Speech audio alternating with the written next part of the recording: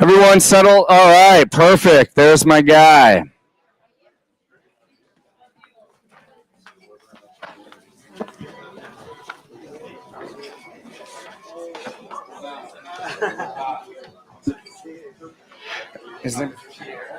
That's me. Hey everyone, welcome to the park, James. We're really excited that you're here. My name is Human. I'm the creative director of this hotel. And this is our final show of the year. I know, right? Thank you for those of you who've been loyal the whole year. For those of you who this is your first time, we are a boutique hotel. We are the #1 boutique hotel in Menlo Park. We have a 4-star restaurant here. We have a famous chef named Joseph Humphrey. He's won 2 Michelin stars. But we have the very best thing of any hotel in the entire country. We have the very best general manager, and his name is Lyle. Welcome, Lyle, to the stage, everybody. So Lyle is going to tell you what's happening at this hotel coming up in a few weeks. Okay, well, first and foremost, I want to say this. Nick, brother, Nick and the Silicon Zombies, thank you for an incredible 2025. Your energy, creativity, drive, set the tone for what we can accomplish together. Right? I'm grateful to be a part of this journey, inspired by what you've built, and I'm even more excited about what's ahead. Right? Here's to pushing the boundaries and making 2027 unforgettable. 2026, I'm sorry. 2026, unforgettable. Cheers, brother. And wait. Yeah, we're going straight to 2027. Forget 2026. Happy anniversary, too. 4 years. I appreciate you. This would be nothing without you. So love you, brother. Thank you. I know. All right, Lyle. Tell us what's coming up for Thanksgiving in the hotel. All right. First of all, who doesn't have plans for Thanksgiving? Sandra, you can raise your hand. Thank you. Beeman, raise your hand. Beeman. Lawrence Beeman, come on. All right. So anyway, we actually do have a Thanksgiving feast here. It's going to be family style. First time we're doing it. It's not going to be a prefix. We're gonna have roasted breasted turkey. We'll also have some beef ribeye. I need to mention this, since Chef is one of a Michelin chef. He's also going to have his mother's key lime pie. So I'm super excited about that. Dinner starts off at 3. Last seating will be at 7:30. Right now, we're probably at about 60, 70 covers right now, but we're expecting to do about 100. So if you guys want to make reservations, come by and see myself or see Human. We'll be more than happy to do it. But hey, Nick, I want to say thank you so much. Yeah, I really appreciate you, all the things you've done. Human, you're amazing. Thank you. Thank you, Lyle. All right. We have a few things to get to before we get to the speaker series. First of all, it's going to be my birthday here on Saturday, and you're all invited. We'd love to have you all. I think we're expecting 350 people. So if you want to dance and laugh and drink and network, that's the place to be. It starts at 6 p.m. If you want an official invite, just come find me and I'll email you that. Okay, raise your hand if you know who you're going to vote for governor in 2026. Exactly. No one knows who to vote for. Well, we just heard this dude speak the other day in Atherton, so I invited him here because he's the only candidate from the Bay Area that's running. We're going to give him 1 minute to tell you why you should vote for him. Welcome to the stage, Ethan, everybody. Ethan. Thanks so much. Early happy birthday. Hi, everyone. My name is Ethan Agarwal. I'm running for governor of California. I'm going to keep this really tight. I have been a Democrat my whole life, except in the last 5 years. I don't know what the hell's happened to the Democratic Party. And I don't understand what's happening to the far-right MAGA Party either. So I call myself a lost Democrat. And I think there's a lot of us in California because 40% of California voted for Trump. 40%. So this state is not a deep blue state the way that we think it is. It's actually kind of purple and maybe moving to the red. And I think the reason is that housing is too expensive. No one is arresting criminals. If any of you are starting small businesses, which most of you probably are, it's incredibly hard to start a business. If you're trying to get home insurance for your house, it's incredibly difficult, largely because the political regulations are so hard. So I'm running as a centrist, as a bring back common sense kind of guy. I've been a Democrat, but I don't really have loyalties to previous Democratic administrations or anything in the future. I've been a startup guy my whole life. I'm running for Congress, for the governorship. For the governorship, for the first time, I was thinking about Congress because so many Congress people run for governor, and that doesn't work because they're bringing allegiances with them, and then they want to go do something else. I wasn't even born in America. I was born in Canada. I was born in Montreal. So I'm not going to run for president. I don't want to go to the cabinet. I don't want to go to the Senate. I just want to be governor, fix the state, and then I'll go back to the private sector. That's 1 minute. Real quickly, Ethan, we know that you're very busy and you have to leave. If people want to find me, Yes. If people want to connect with you, how do they do it? Easiest thing is to do it on X. My handle is just my name, which is Ethan Agrawal, Agarwal. Or if you Google Ethan Agrawal, you'll find my campaign website. I unfortunately do have to run, but I would love to talk to anybody who wants to chat. I also have a text me button on my website, and it does go directly to my phone. So I'm happy to text with anyone afterwards. So thank you so much for giving me this opportunity. Thank you, Ethan. I appreciate you guys. Take care.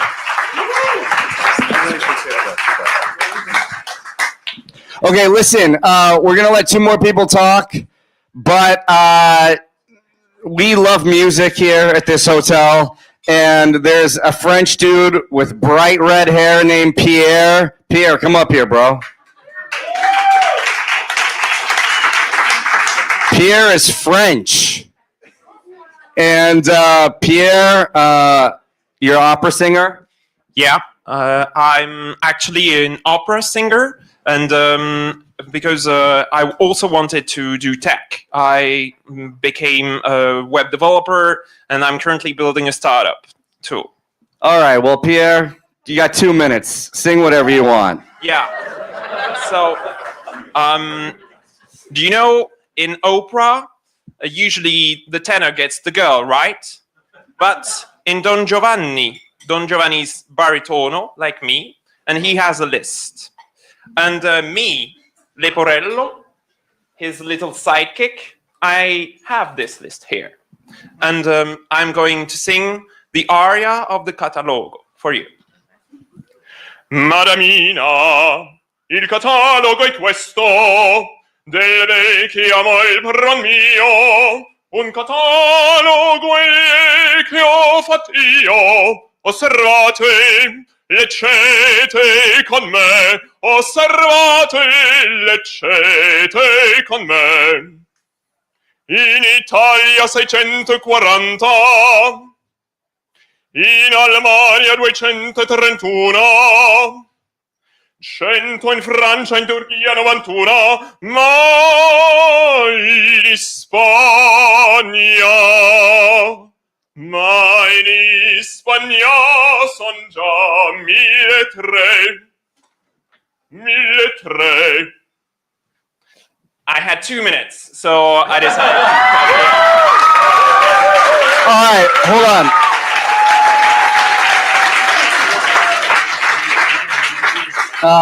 You're here for 1 week? Oh yeah, I'm here until the 14th. All right, so Pierre wants to connect with folks. So at the end of tonight, please find Pierre, talk to him, tell him you love his voice, and, introduce him to your friends. Thank you, Pierre. Thank you very much. Hey, Nick, come up here, bro. This is the man behind the show. This is the reason this thing even exists. It's a tall helmet. What is that working? What show number is this? This is 200. This is 200. This is our 200th show, everybody. And this is our last show of the year. I'm sorry, but we'll have a bunch coming up next year. They're great. We got some real heaters coming. Yeah, some really amazing people. Michael's amazing too, by the way. Don't think Michael's not. He's coming up too. But I know you want to bring somebody up to stage. Actually, there's a couple folks we want to, because this is very much a community effort, and we're just grateful for everybody here. There's a couple folks who want to do 30 seconds. So Lawrence, you want to come up and say hi for a quick sec? Come on, Lawrence, mute everybody. All right, let's Lawrence, come here. For this tall drink of water. Okay, go ahead. Yeah. Oh my goodness! All right, what am I supposed to do? I know. Oh my goodness! All right, no, I'll listen. So,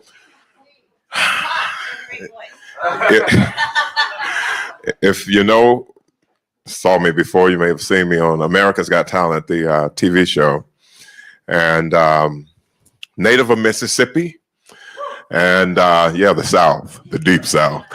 And here tonight, and thanks Nick and Human for the stage. I started this company called Ecovate. It was first Fitted, and Fitted was Turkish towels. I designed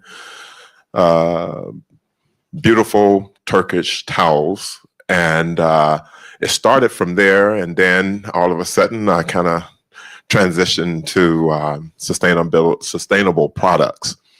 And so this company is called Ecovate, and it's a very unique company because it's conserving gas, energy, and water. So I'm getting rid of textiles that you wash and fold and dry at 100%. So I've designed a towel that's for clubs, more so gyms and camping, that's biodegradable, one-time use, throwaway. And so taking over this gym market, because gyms, people don't understand. Scott Rosen, which was one of the owners of Equinox, told me, he said, people don't realize they need towels until they don't have them. So people gyms use anywhere from 1,500 to 7,000 towels a day. Now, can you imagine what that is doing to the environment? So that's another reason why I'm, designed this towel and patented the design and material, because the material has chickpea in it. So that's what makes it more biodegradable. But thank you very much.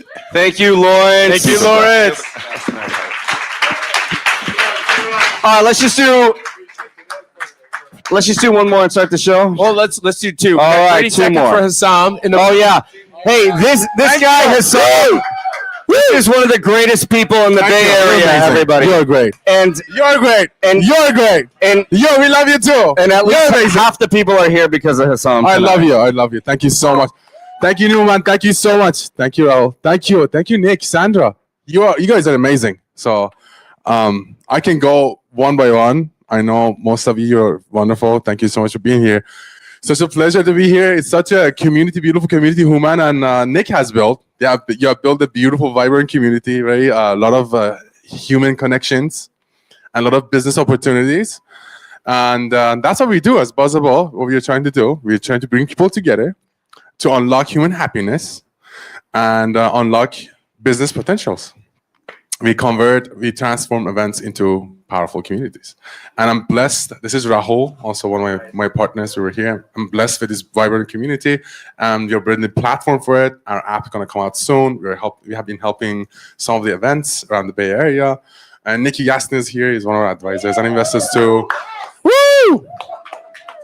Happy Silicon Zombie 200th episode. Thank you, You guys brother. have made it. This is amazing. Let's go. Thank you.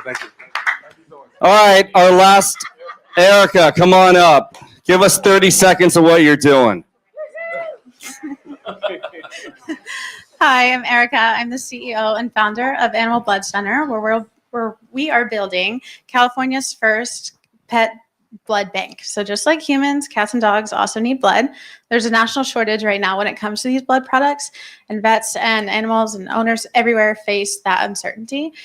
With 9 million dogs in California and 1 in 3 needing a transfusion in their lifetime, that means 3 million don't have access to these blood products right now. So we're here to make a difference, and we're here to make an impact. So if you have a heart for animals and you'd love to connect, I'd love to talk to you. Hold on, I have a couple questions. Yeah, go for it. This is fascinating. It is. Do dogs have the same blood type as humans? No, there's 13 different blood types in dogs, but there are universal blood types in dogs. So like greyhounds, for example, have the universal blood type, but cats are like A and B, just like us. And can a dog take human blood? No, I can't. no, they Okay. cannot. Not yet. All right. Not yet. And what's the name of your company? Animal Blood Center. So And where are you guys located? down in San Jose, Bay Area. Amazing. Yeah. I'll tell you. Oh, go ahead. Do you do the work in a lab by chance? Yes. Okay. Yes. Well, of course she doesn't. I meant to process. say like a Labrador Retriever. That went terrible. That's Oh, just boo, Nick. hey, you missed out on the Nick. shot you don't take. Everyone erase that from your memories. All right, what's your website? So our company name is Animal Blood Center, so just animalbloodcenter.org. You can take a quiz to see if your dog can donate, but pretty much big dogs, healthy dogs, anything from 1 to 8 years and 50 pounds and up. We'd love to have you. But yeah. All right. Thank you so much. That was great. All right, let's start. Michael Clark, come on up, brother. This is our guest for tonight. All the way from Dubai.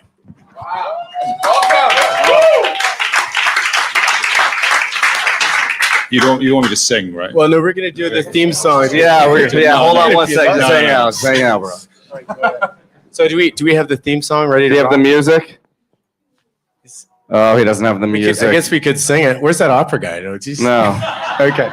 All right. Well, we bring you the best sprays from the Bay And beyond. That wasn't so bad. Okay. all right. Well, thanks everybody for joining here. We're so pleased to be celebrating our 200th episode of Silicon Zombies, where we get to bring all sorts of brilliant thinkers and leaders and technologists and wonderful humans and feast on their delicious brains. And today is no different. In fact, this is a pretty special treat for us as we finish the end of the year because Michael Clark has come all the way from Dubai. And as the former head of digital transformation for Mastercard, he has a really strong foundation of technical aptitude. He's also a brilliant storyteller. So we're going to be talking a little bit about the taxonomy of data and how artificial intelligence could rewrite the wrongs that we've done over the past 2 decades. So I urge you to take some notes and be sure to hang out with this fella. And maybe we can even buy a book or two. We'll figure out how that works. That is possible. Okay. My publisher will be very happy. Okay. Yeah. Good. Well, So give us your background. Oh, wow. We had this conversation yesterday, right? We have to do this like at 50,000 feet.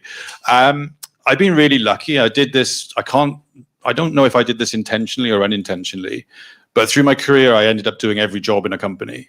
So it literally stemmed from working in JP Morgan for like 4.5 years, to working in startups, to ended up in Mastercard. So I ended up literally going from sales, marketing, change management for General Motors to product design for Mastercard and rolling out products at scale.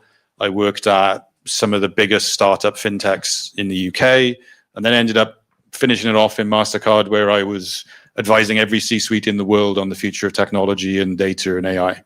So what's the through line that's connected all those companies? Like, what if there's one thing that you've taken away from your entire, or a few things, what would that be? So I think, again, this is such a great question when you asked me this before. For me personally, the thread for myself was just curiosity as an individual, because I was obsessed with building a toolbox of knowledge in my head. I wasn't necessarily thinking about what the next job was. My attitude was, the more I learn, eventually, the more I'll get paid. But it was more about how do I apply the knowledge that I was learning. If I looked at the companies themselves, the common thread was they all had the same problems. So I know we have a lot of startup founders here. We also have a lot of VCs. We're going to talk about startups because this guy does raise money for startups. But you really have to understand who he is. He advises governments like Egypt and Azerbaijan and the Tony Blair Institute. So how do you prepare them? What do you say to these guys? So one thing they don't really do very well is they don't look around the next corner and the corner after that. So what you're trying to do is advise them around what's coming next so that they're in an adaptable state. So tell us what you said for Egypt, and tell us what you said for Azerbaijan. So Egypt was a weird one. So I got sent there by Mastercard to actually sit down with the Central Bank of Egypt itself. They were actually thinking about open banking, which I don't think is a big thing here. I don't know. But that's about exposing banking information through technology. The advice to them was, well, actually, don't create a regulation, create a framework. Because the technology is moving way too fast for you to write a regulation. So for Egypt, it may take 10 years to change the regulation. So for them, it was all about, okay, as a country, how do you create frameworks that create a culture and environment where fintech can thrive? How would you compare the people of Egypt to the people of the United States? Are they industrious? Are they entrepreneurial? Like, we had a chance to have the president of West Africa a while back, President Aka Awele, and he said that one of the challenges is getting the people of West Africa to think that they're not going to get in trouble if they try something new. Like over here, if we see something that's not a product or service, we're going to make it, and that's the beauty of the entrepreneurial spirit. Did the people of Egypt have the same philosophy? 100%. It's massive startup culture. The one that shocked me the most was Azerbaijan. Azerbaijan is going through massive digital transformation. You go to events and it's surrounded by people in their 20s, all building startups because the government is encouraging Azerbaijan to almost become a hub, a little bit like Dubai, where they can actually facilitate all the regions around it. What made you want to move to Dubai, by the way? I met someone, as you always do, get in trouble. And then, Do you have a girlfriend? I do, yeah. All right. Got me into trouble. And then secondly, I looked at it through the head of an economist. I looked around the world to see where the recessions were going to be, and I edged my bets and said, okay, well, if I look around where Dubai is, it's a hub. I'm 6 hours from Africa. I'm 6 hours from Europe. I didn't factor in the US, which is 16 hours away, but I suck it up with a few pills and stuff. But the big thing with Dubai, it's not about scale, it's about speed and vision. I was literally saying to someone, I can be in a room with a minister, a business person, and within 10 minutes, I can come out with a decision. And we're moving forward because it aligns with the vision of the country. The biggest thing I notice about Dubai and other countries like them, they have a 10-year plan, regardless. And it's a vision.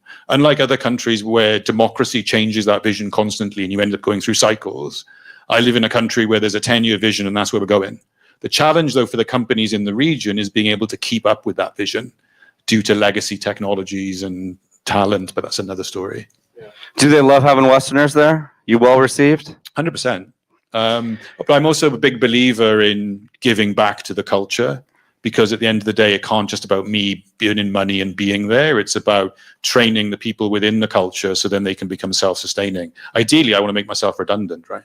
You're doing this through the book. Walk us through a little bit about what was the kernel of inspiration when you realized, because it's kind of in the style of The Alchemist, which is a very beautiful story in and of itself. Yeah. So What's the title of the book? Our Moment. Our Moment. Yeah. So there's a reason for I'll tell you why the title exists. So the title was because I believe we won't get this moment again to reframe how we look at technology. But also how we undo things we probably should have resolved 20 years ago. Our education system, how we teach children, the way that we actually look at things. So the original manuscript idea, I don't think I've ever shared this with you, was actually from a paper I wrote in Mastercard 4 years ago. I was asked to write about the future of data until 2035, which I did. No one got it, but our clients did. Hence why the role changed. The reason the book then became The Alchemist, because somebody I met I met a few people and two things really stuck with me. The first thing is people remember stories. And the second is people remember the one. So I had to have a hero and a lead character that people would remember and a story that would resonate with people and a way then to wheel the facts into the story that were real, but in a way that people would root for the hero and it would mean something. So the hero in your story, his mother loses his job to artificial intelligence? Yeah, two things. So she loses her job to AI, and he also loses data himself. So he loses a playlist, he loses his song, his identity starts to get disjointed, and he seems to be the only one that notices. And then he has a dream, and then he eventually finds a book then which shows him the story of technology that not many of us have heard, which is the things we missed and the things that we could have had.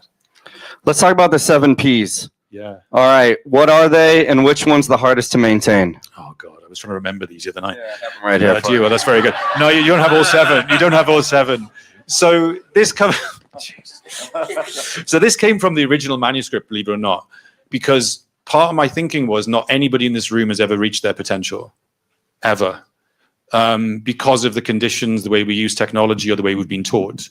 And things like, so examples of the 7 Ps would be psychological. So the ability to use your mind in different settings. The next one is the physical. You know, have you ever used your health to its full potential? The probably is no. And you asked me which are the hardest to reach. I think the first one is your personal, because unfortunately most technology treats us generically. We don't have enough data about ourselves to treat ourselves uniquely. The physical is a personal story. I got really ill and I had epilepsy all my life. So when I was younger, I could solve that myself because there wasn't that many devices and there wasn't that much data, right? Showing my age. As I got older, it became harder because all my data was everywhere. I couldn't get it. It was all in different health systems and it became impossible for me to actually uniquely help myself. So, and there are others in the 7 Ps which talk about social and things like that. But my argument is even financial prosperity. None of us have ever reached our potential there because we don't have access to the information and an understanding of how to interpret it uniquely to us. It's all still very generic. All right, I want a show of hands. How many people have a startup here? All right. And raise your hand if you're a VC. All right, so we got a few VCs. Okay. All right, you are an expert at helping startups raise money. That is one of your areas. That's why we invited you, because we invited all these founders. Okay. How do you decide who you're going to say yes to? How do you decide who you're going to say no to? So the big no. I'm learning to say no more often, by the way. Sorry. So part of it also starts with people, not code. I'm kind of looking at the individual and ultimately how the team is constructed, and also the story. The amount of presentations I sit through and the story is weak. Like, I don't understand the story that's being told to me. Like, why does this product exist? What problem are you actually solving, and for whom? And, you know, who is the team? And even, and we can talk about seed funding, but even when you get there, you know, I'm looking for traction, right, to be able to even go there. So I tend to say no more often because I'm struggling to understand. It's great to come up to me and say, hey, I've got this great idea for AI, but I'm always missing the, okay, because what? What's the purpose behind it? What are the problem you're solving? So what's the mistakes that most founders make when they're trying to raise money? What sort of common things do you see? They assume I understand their product. That's like a big one. Like they assume what they're showing me, I understand. Sometimes it's too technical. I also think and it depends now who they're selling to. So we talked about this last night as well. If they're selling to a B2B, you know, God forbid you meet someone like me, because that was my job in my last job. I evaluated startups to either invest in or partner with and white label. You know, in a B2B setting, a lot of founders forget the basics and the foundations. You know, what's your model for change management? What happens if something goes wrong? Where do you keep the data? All that stuff. It may seem boring, but in a B2B setting, that's massive because we have to manage the risk. Can you actually double click on that? What is change management? You know, digital transformation, especially for a large company like Mastercard, like that's no small task. So like, how did you philosophically approach your job? So my job was actually, when I say digital transformation, I manage all of consulting globally. So my job was actually going into businesses and helping them actually transform. Inside the business, that's a whole other elephant. I built Mastercard's first open banking product, and we turned them agile. So we were able to build a product from zero in 6 months. And when you first started talking about agents back then, did people look at you like you were crazy? Or? Yeah, but don't forget, we were doing the metaverse even further back. We were building virtual reality like 6 years ago with Mastercard. So in the world of startups, what have you seen that you're excited about? What are you saying yes to? I was just saying this to someone now. The biggest thing for me, and it's maybe regional bias, but is prop tech.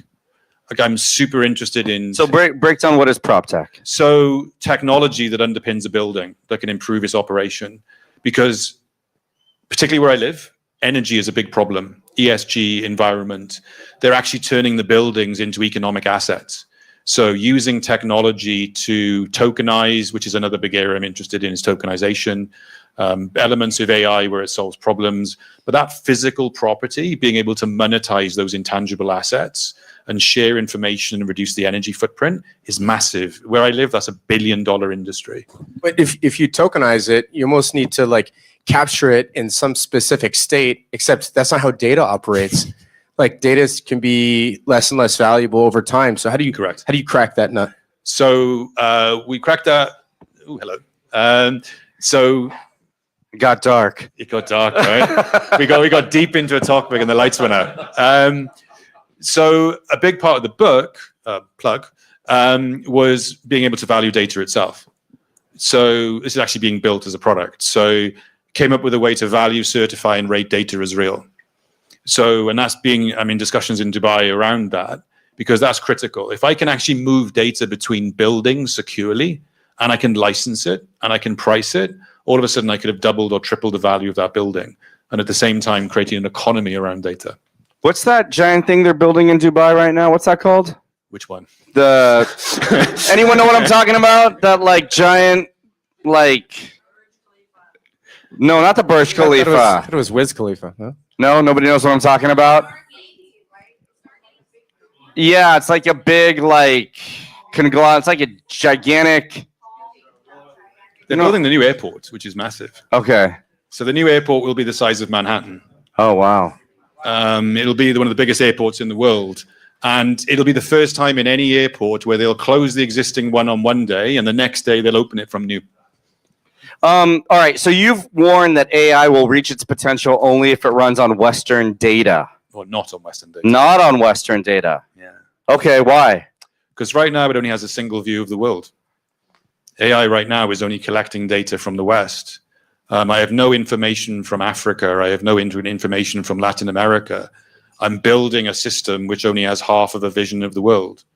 It'd be pretty cool, right? If I could take data from Africa of how farmers do agriculture and use that data in the West to inform maybe how we do farming. Maybe I can learn from medical from Asia and certain currencies from Latin America. So the point is, we are building a system with only half a picture of the world, which means AI will never reach its full potential because it only has half a story. Thank you, Sandra, for fixing it. Round of applause for Sandra here. Speaking of solving go ahead. You had something juicy. No, when people read your book, because obviously you're doing a book tour, this is your first stop in many. What's the hope? Like, what do you want people to walk away with when they read this book? Yeah, that's a good question. Because in a way, I was writing it not for me. I was writing it for everybody else. Which, by the way, in writing, that's really hard because you've got to let your ego out. Because it was never about me. I think the goal for me, for people reading it, is to understand that there's another way of doing it. And actually, it's in our gift to do it right now. I wrote it in such a way that you would understand how we've built technology and some of the mistakes that we made along the way. And my hope is you would look at this and say, well, actually, maybe with all the skills of the people in the room, maybe we could do it differently and set it on a different path. Because my concern is that, look, in 3 years' time, I could sat here and talk to you about quantum. The reality is the way we approach AI today is going to inform whatever technology follows it. And my hope is that this, and the reason the book has human potential in it is this is because if we do this right, we have the potential to actually reach that, but at the same time, elevate us with the technology, because right now we're behind the technology. Let's go back to funding for startups, because that's what the vast majority of the people are here for. You were telling me last night at dinner about how the pitches happen in Dubai. I have a feeling the vast majority of the people in this room would fly to Dubai for money. They would.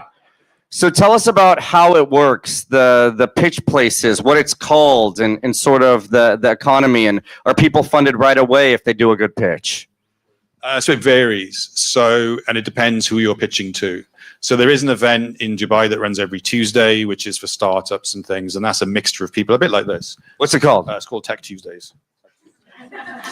They put it on a Tuesday. They kind of called it tech. It kind of worked. So there's a plug for Tech Tuesdays, actually.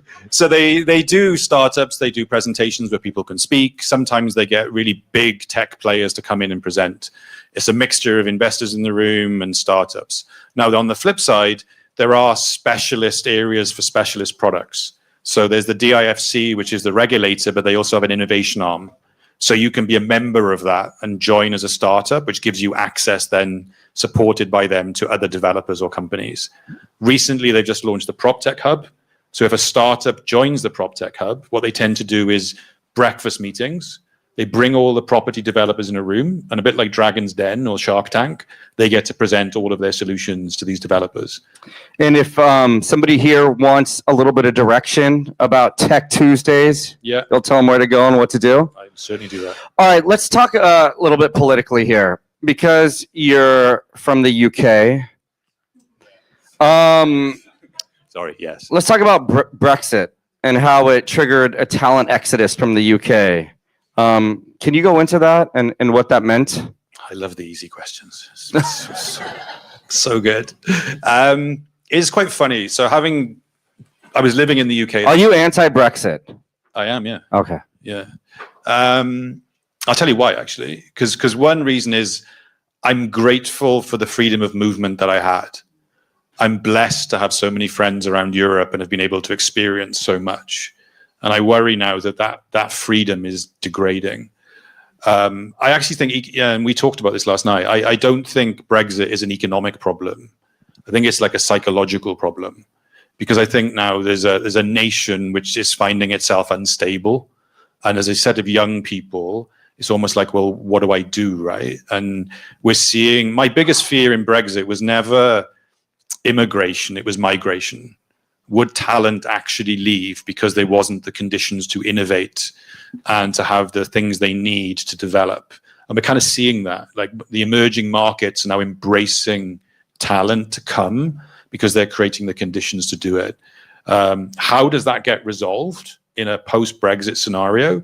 I think that's revisiting policy, revisiting education, and revisiting how we create a climate of almost reinvention. So how we actually create an innovative culture. But isn't there kind of like a fundamental or existential difference in how Europe approaches risk versus how we do? I mean, how do you write that? I mean, misfortune breeds opportunity, but how do you write that ship?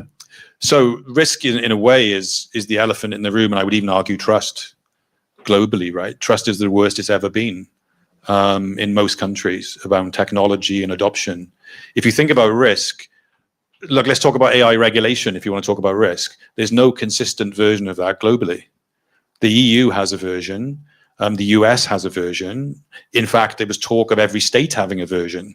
So, you know, you're rolling out a technology and no one has a single perspective on what that means from a risk perspective. The EU has a harder line on risk because it almost becomes risk averse and almost becomes a stumbling block to innovation.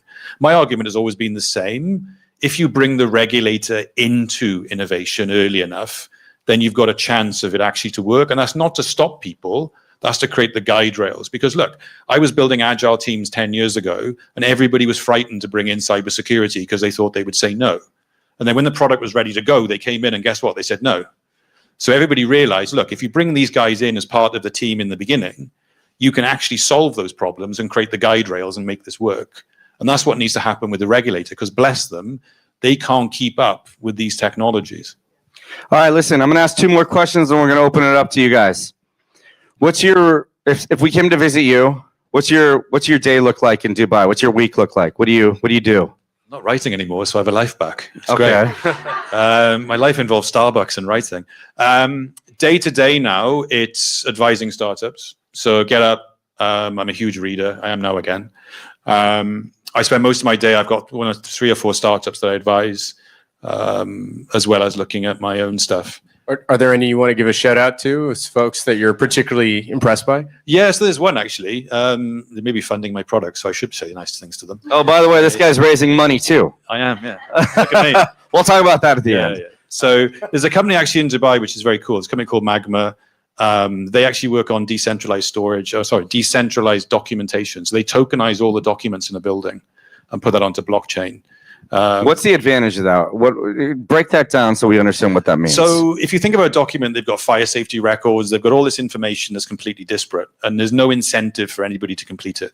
So they've tokenized all that, but then create a royalty system around it to encourage people to complete all the documents. But then they also partner with another company then that aggregates all the data in the building, and then they build an entire digital twin of the building.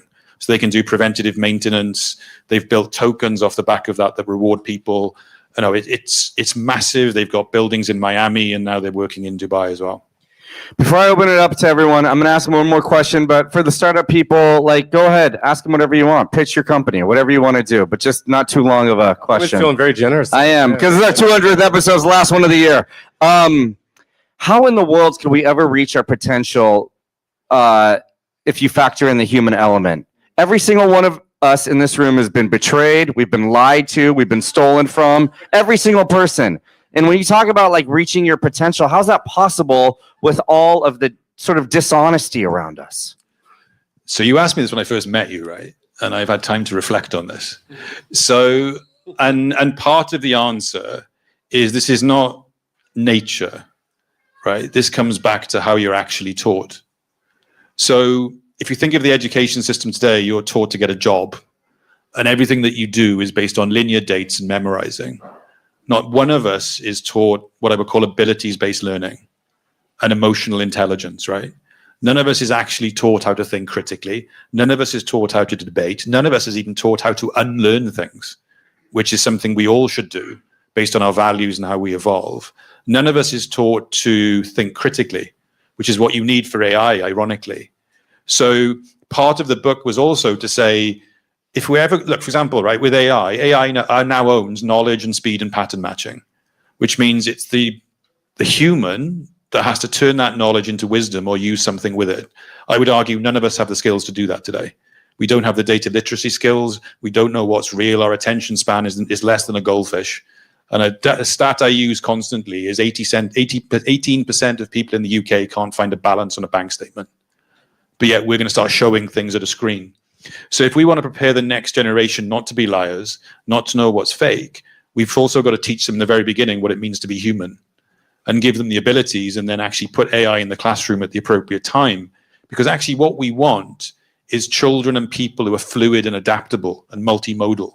And then we wouldn't be talking about, oh, AI is going to take our job. It wouldn't matter, because these people are adaptable enough to change and work in any environment. Our problem is we taught all the world to get a job. And now we have a machine that's holding up a mirror and challenging that thinking. Whereas actually it stems from the very beginning, but at the same time, applying new education models to the people who are older. So then we meet in the middle, and eventually through that partnership of machine and human, we might actually reach that potential. So it's not just our relationship with technology, it's our relationship with ourselves and Correct. other people. And does your book tackle how we can view ourselves and other people as limitless spirits, right? Not just over-index on, our brain and our body, because that's very human, kind of a limited Correct. philosophy. So Correct. how can we think of each other as perfect just the way that we are? Yeah, and it's a great, do you know there's like 1 in 400 trillion chance of being born, right? Which means every single one of us in this room was born to be great, but we're never told that, right? We all have unique abilities inside us, but we're never taught that in school, because by the time you're 9 years old, you're asked what you want to be when you grow up, which is a really polite way to say is, how are you going to contribute to GDP, right? Which is true. We never asked when we're young enough, well, what's your purpose in life, right? I love the John Lennon quote when he was asked, like, what do you want to be when you grow up? And he answers, I want to be happy. And the teacher said to him, like, you don't understand the question. And he said, no, you don't understand the meaning of life, which is great at 10 years old, right? So part of the book is to say, look, if we teach children with the underlying abilities from the beginning and purpose, then by the time they get AI when they're about 10 or 11, they'll be able to challenge the model. They'll know what's real and what's not. And they'll have all of these abilities that we ironically, we need desperately now. Hence why the book, Our Moment, because this is the handbrake to decide the path we want to take with the technology and our potential. So it's not too late, is what you're saying. Correct. All right. We got our first question.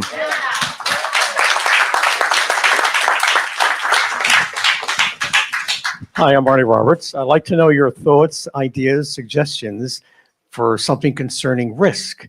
I mean, AI depends heavily on the cloud. And you know what happened on October 20th on the East Coast of this year? Yeah. We lost AWS, which affected many people around the world.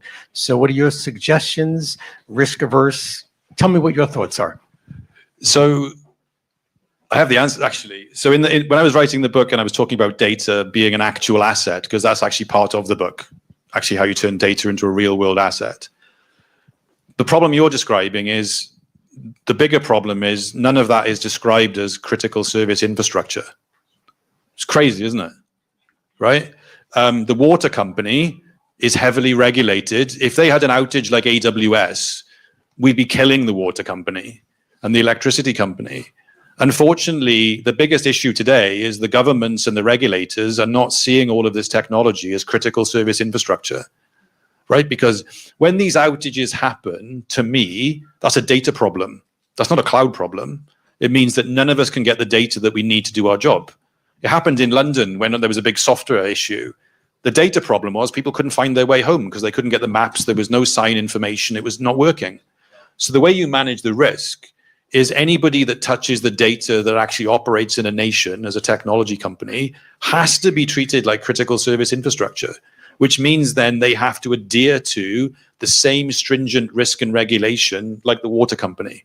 Because quite frankly, they're becoming so critical to everyday life that we almost have to revisit the way that we look at these companies. They're no longer software companies or technology companies. They're driving societies and nations, which means that you have to look at them that way, not as, oh, they just provide me Windows or they just provide me with the ability to store my photographs. That's kind of the way I would look at it.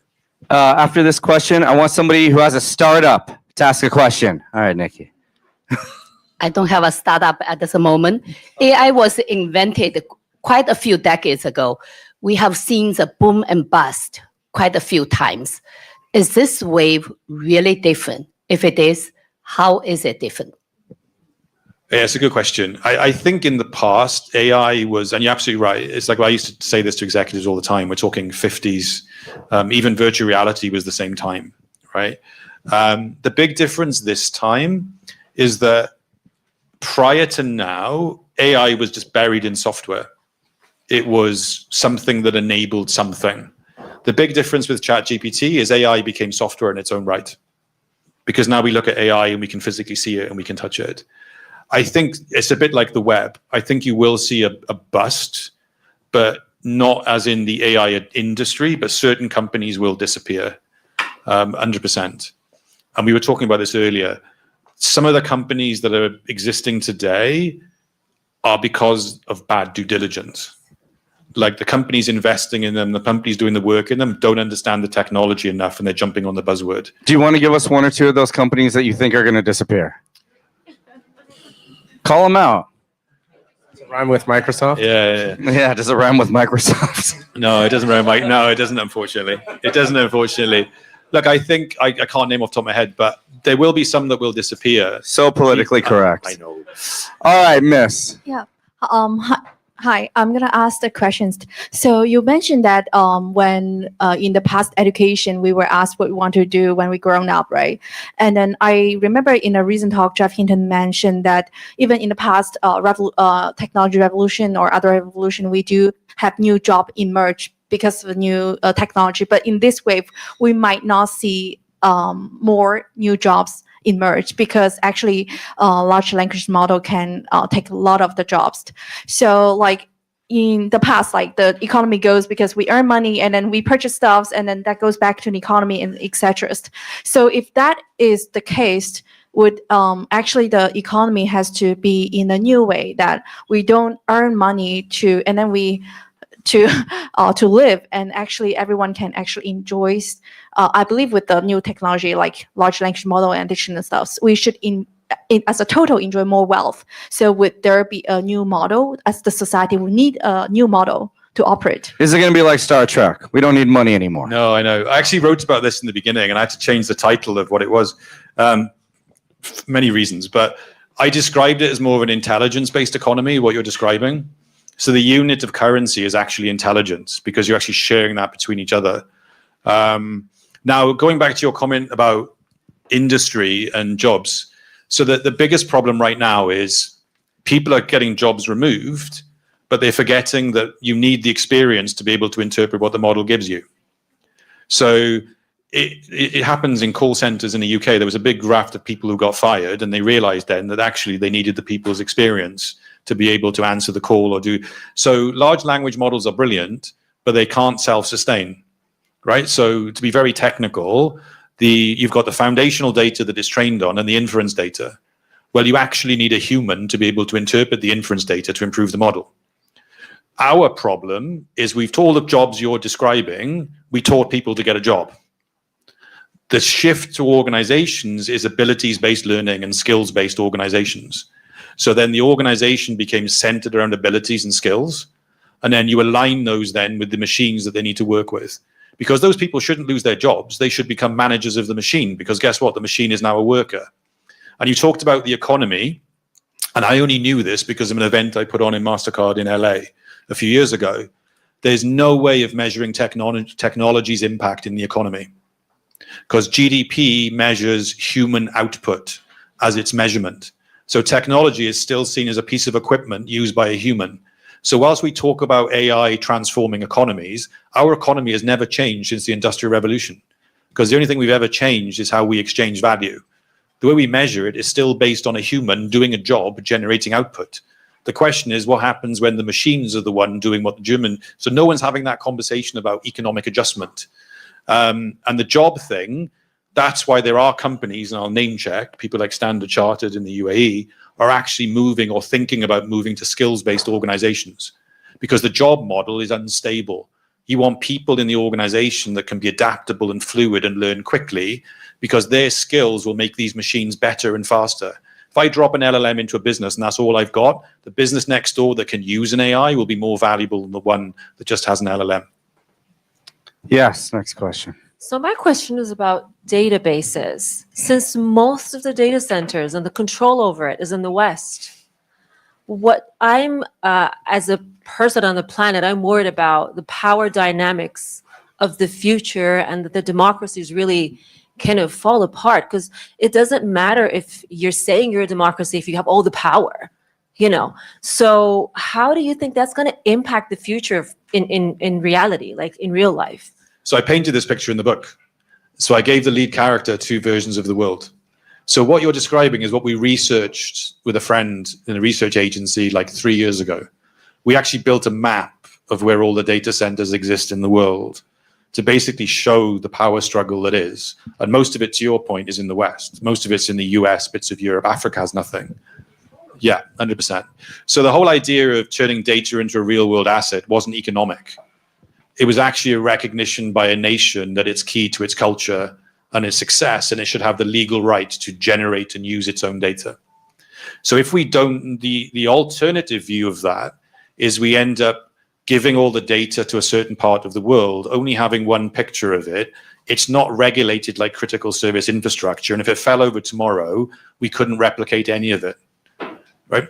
The way we look at data today, and I'm going to give you an example in the research, when MySpace was deleted and GeoCities was deleted, that was the equivalent of deleting the New York Library off the face of the earth. That's how much data was wiped. So we constantly recycle this stuff, and it's in the hands of very few people. So the whole point of data as an asset was also a recognition, but also as saying, well, look, this is so key to an economy and its people, we should treat it like water and electricity. And then we also need to factor in how we fairly distribute it, which is where one of the things we haven't talked about is the role of public and private partnership, because that's actually what's really important in emerging markets like Africa, where you can actually then give people the devices to own and create their data. But you can measure how clean water is. How do you do that with data? You can do that. Okay. Yeah. Can you care to explain? Well, there are rules and things that you can apply into pipelines to actually measure it. Part of the product I'm building is also the ability to rate it. So part of the issue today is we don't know where the data comes from, and we can't rate it, and we can't understand under what conditions we should use it. This is a perfect time for you to pitch your company. Okay. Anyone want to fund this? Pay attention. All right. Why not? So in writing the book, what did I figure out? So I took it out, actually. I talk about it, but not to the detail that's in the investment deck. I figured out a way of how to value, rate, and certify data itself. But it goes further because I can also value people, and I can also value AI itself. Part of the other piece of the puzzle, which I didn't really talk about years before because it was kind of IP, but I also redesigned the future balance sheet where data would sit in an asset column along with people as well as AI. Because one of the things that I figured out in the writing is the world really is run by a balance sheet. When we all lose our jobs, it's because we sit in the liabilities column of a balance sheet. No one ever actually values what we do. They value how much we cost, which is fine. But it doesn't really work in the world of AI because those abilities those people have enhance the quality of the model. So I ended up designing a product so in the book, I figured out how to value data through intrinsic and all different ways of valuing. So the product values it, rates it, as in the quality of it, under what conditions you should use it. So if it's a certain level, if you're a leader of a nation, you can use this data for decision making. And then it will be watermarked as real and machine readable. How much you looking to raise? 500K for the MVP. Oh, that's it? That's it. Wow. All the models And how many people are on your team? There's a few. Okay. But I've Are got- they all in Dubai? They are, yeah, but I can get some people from around the world. All I have right. connections. All right, let's hear the next question. Hi, my name is Amy Sabick, and I have a startup, nonprofit, All right. sustainability education for the win. So kind of a two-part question. The first part is, you talked briefly about regulation earlier. What do you think the regulation of AI should look like? And who do you think is kind of positioned to drive that? Where is that going to come from? Okay, so I think what should it look like? So I've always argued there's a problem with regulation. Regulators regulate individual technologies. They don't really understand that these technologies converge and bleed into other ones. So there's a big gap. Like I was at an event in Dubai and the regulator was on stage and I had someone from, I can't remember the name of the company, but he was a legal guy. And I mentioned about digital twins and stuff like that with AI. And then he laughed it off and said, no, we need to speak. And I said, I followed his question because it was like a big rugby ball pass to me. And I said, look, that's why you kind of need people like me, because the things that I just described are being built right now. So that regulation, what it needs to look like, I think at some point we need to get a regulation that connects and isn't in isolation. Because the trouble is we're regulating the AI, but then all of a sudden that means we can't pass data between nations that need it. Like whether you believe COVID or not, if we had another pandemic and the way we're carrying on, no nation would be able to share data with anyone because of the walls that we've built. So there needs to be a regulation that takes into account of a sharing economy of information for public good that is protected, that encourages innovation, but at the same time has guide rails. I actually don't want to see any more regulatory policies. I want to see frameworks that are adaptable and have guide rails. Now, who should drive that? That's the million-dollar question. I think you're either looking at hybrid organizations that don't exist today. I think when I wrote about it in the original manuscript, it's a hybrid. It's a combination of regulators, SMEs, businesses, and even the general public that actually define and shape those rules. I think in 5 years' time, AI will be the one executing those rules, and the humans will be defining the guide rails and the rules because it'll be beyond the beat of man or human to actually keep pace with that. So I think it's guide rails that connect and policies that are more frameworks and written with a collaborative group of people rather than just one regulatory body. Does that mean you don't think? Yeah, he's going to drive it. His company. Does that mean you don't think we're going to hit AGI in the next 5 years? So here's the thing. I was on a panel about AGI. Right? Explain what AGI is. So today AI can only perform specific tasks. They're now in the realm of general intelligence, multiple tasks. Everybody believes that AGI is going to take over a human. Impossible, right? Because come back to inference data. Inference data, when you build an AI model, is actually the questions the AI is going to use in the wild based on the foundation. Make that in English. Orders, right? The first thing I need to do is teach AI what an order looks like. That's training data, right? Inference data then is the questions I'm going to ask the AI about my order. So the first question could be, my order's late, where is it? And there are structures within that then are captured in a database that a human will go and look at after the fact and then retune the model based on that. That still needs a human to do that in the world of AGI. So we are light years away from a machine doing everything, but AGI in some capacity is coming. That's why, again, the moment to reframe ourselves and prepare for what that is so it's done in the right way. So we have time for 3 more questions. All right. Hello, my name is Gregory Gallanet. I have a startup named Cash Monet. Thank you for being here on this wonderful anniversary with 200 Thank episodes. It's my 3rd startup, 9th overall, 2 in IPO. My capability is to create, design, and build revenue streams. And I want to know if you'd be interested in partnering with us to help your startup companies build revenue streams. And that's what my forte and what my company is designing to do. Well, you're going to take the opportunity? I think yes, really. 2 IPOs. There was money involved in our conversation, so yes. Thank you. You're hired. Thank you, sir. Amazing. I would say yes too. Hi, I'm a physician and I work in the precision oncology field. So I'm very interested to hear, you've spoken a lot about the financial world that you've been in. How do you see the is there a firewall that's going to exist between our biomarkers, biological data, and financial data? Or do you see this becoming this integrated, brave new world that is going to be predictive, and we're going to be judged on these patterns that incorporate biological and other markers? Mm-hmm. Yeah, it's a great question. And it's that reason of the whole data as the asset thing, so you can actually permission that and you can separate it. I actually wrote about concepts of like data trusts as well, because there could be organizations that manage your data for you.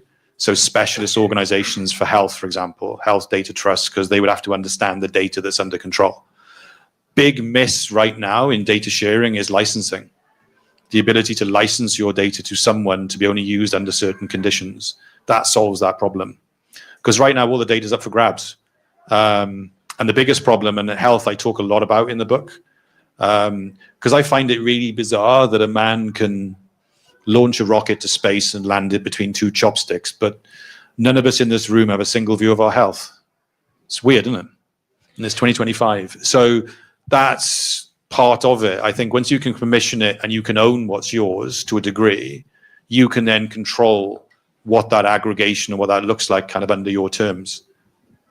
So before we get to our final question, you guys are community. You guys matter to us. And Michael, even though he has to do something very big with Red Bull at 4 a.m. tomorrow, he is going to stay here all night and talk to you about all your startups and give you incredible advice.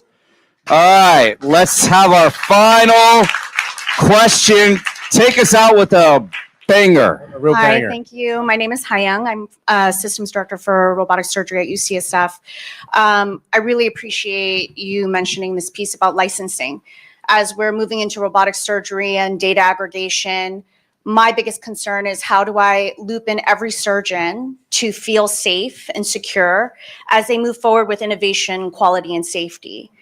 And what is the recommendation for this lovely statement that you made, learning to unlearn? Because I think that's the biggest step here. Everybody in healthcare hates change to a certain aspect, but we're at a stage where we need to embrace it. And I'm wondering how I can teach my teams to unlearn what they know, which is fear, and embrace this new future. Yeah, that is actually a good question. That's a great question. That's pretty good, right? Wow, that is pretty took good. us out with a good one. That is very good.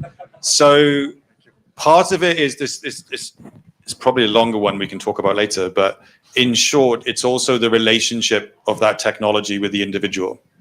So in the book, I talk about the concept of collaborative intelligence rather than artificial, because really what you're saying is I need a machine which brings the best of the human and the best of the machine. So for your people, it's also how you sell the story, because a lot of this comes down to myth selling. You want people to believe they have a part to play in this rather than the machine is going to take their jobs fully. And then creating an environment where that data is secure and can be shared securely, and then giving those people the skills and abilities they need. And I think a big part of the unlearning, unfortunately, is being open and adaptable to what they see and how they operate. And there are ways to do that, which I can talk to you about. But it is, I put that in the book very last minute, but I think it's huge. Something I do constantly is like once you have a value system and you encounter someone new, I think the real skill is to take on board what someone says and challenges you. Like I've always been a believer is if you hear it once, you can kind of let it go. If you hear it the third time, it's probably you. And you need to take that on board and apply it to what you know or unlearn something that you knew. Greeks did this really well in philosophy, right? We just don't do it very well today. I think it's something that we need to get back to because, quite frankly, I don't know everything. I learn from others. And it's that learning that moves me forward, but also allows me to get rid of stuff that is probably holding me back, right? Before we wrap up the show, I see a lot of new faces here, and I just want to say, this is our 200th show. And the reason Nick and I do this is because we care about community and we care about people coming out and meeting with one another and networking and hanging out and mixing and just enjoying one another's presence. So if you're not part of our list, come and find me or Nick or Sandra, Nick's beautiful Colombian wife. It's our 4th anniversary today. Oh, it is? So, yeah. Oh, happy anniversary, bro. Thank you.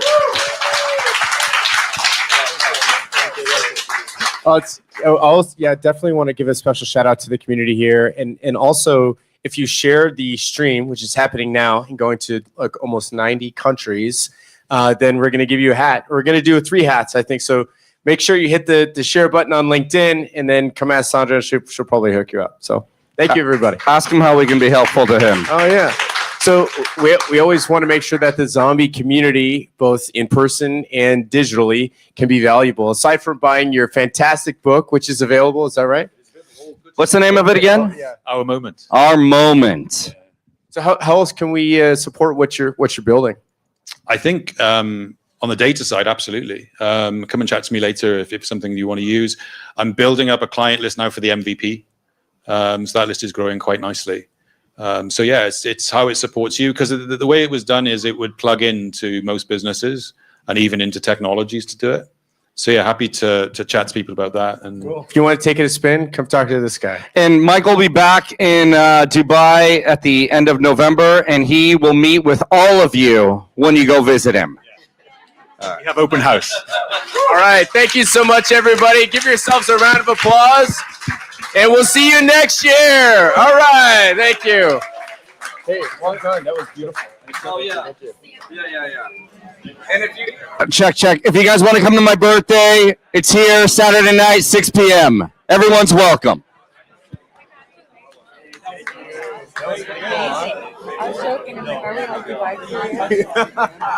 Damn, I wish you should have said that one. That was good. Thanks for inviting